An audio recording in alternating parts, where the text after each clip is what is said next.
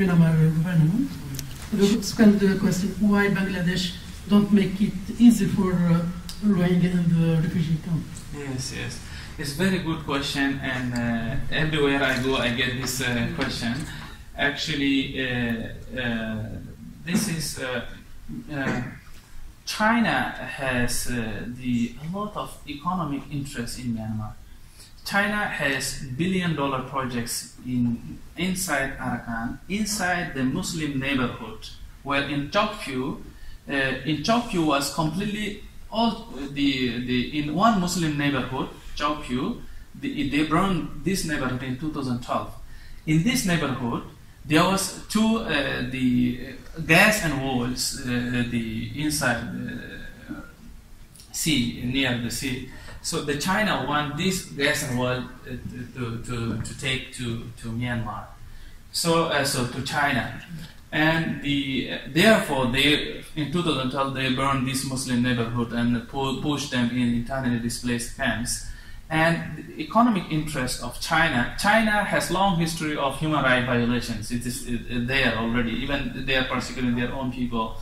And for Myanmar, they have economic interest. Therefore, they want to protect Myanmar.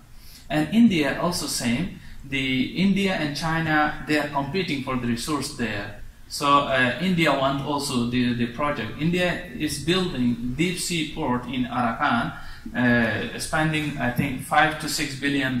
So they want to have this economic interest. Therefore, they want to protect Myanmar. And Russia, of course, Russia. For example, whatever the West is doing, Russia is against all those. That's it. We are in United Nations. European countries are talking about the human rights violation by Myanmar, and Russia. If United Nations say yes, Russia say no. So this is Russia actually, and Russia is selling arms to Myanmar. So this is therefore this is the reason. Whenever there is a resolution in United Nations, Russia, China, they veto.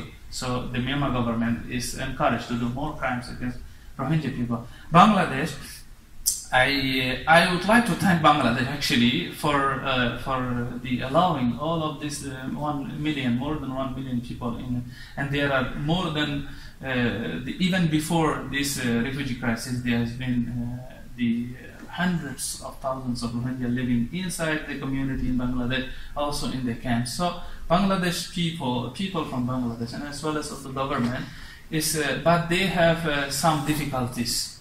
So sometimes political, sometimes geopolitics. So, but overall they are doing relatively better. So actually, it is not the Western countries. They always say Bangladesh allow the people to come to your country, open your border. But they are, instead of saying this, push the pressure pressure to Myanmar government so that people not come to Bangladesh. So this, but in general, Bangladesh, we have to thank to Bangladesh anyway. Yes. Against Rohingya people. Being the most persecuted people on earth, United Nations has said this is the Rohingya people are the most persecuted people on earth. Despite the fact that the most persecuted people on earth, our situation is very less known to the world, especially in the Western countries. So as a civil society organization, what we can do, you can organize events like this today, seminars, and you can write and publish about the plight of Rohingya in your website and media. You can approach to the government of your country. We must say to our government that injustice to Rohingya is a threat to justice here in Sweden, here in the West, because injustice anywhere is a threat to injustice everywhere, as Martin Luther King said. This is the minimum ethical and moral responsibility of a citizen of a free world. Sweden has been spending millions of dollars in Myanmar training civil societies.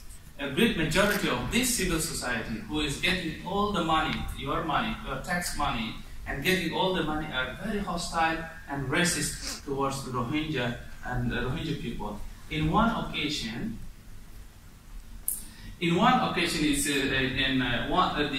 chairman of the Myanmar Human Rights Council. This council is receiving the hundreds of thousands of money from Sweden. This chairman was invited in Sweden, here in Stockholm, and our colleagues, Abul Kalam was there, and he was asking questions about the Rohingya.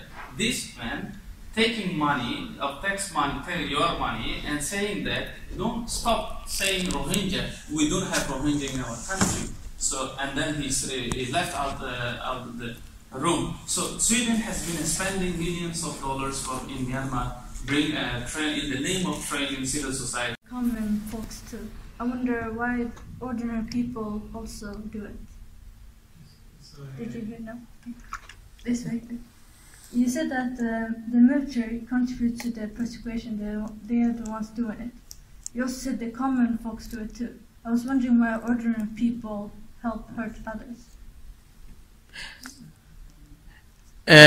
Question is here, the militaries, the pressure to the our Rohingya people, there is also ordinary people. Yes. Actually, since 1962, the military government, in the media, also in the institution, in the governmental institution, in the media, and inside religious monasteries, religious monks, the government, military gave the instruction to brainwash, to portray Rohingya as someone who is changing their religion. For example, they say, preachers, monks say, Muslims want to make our country Muslim country, want to take over our country. So this way, for 40, 50 years, people are brainwashed, and people feel themselves, okay, for example, they see Muslim as a cancer in their body, for example, in the country. So they think we need to kill this, we need to remove this. When we have something in our body, for example, cancer tumor, we remove. We go to the doctor, we remove, because this is threatening our health.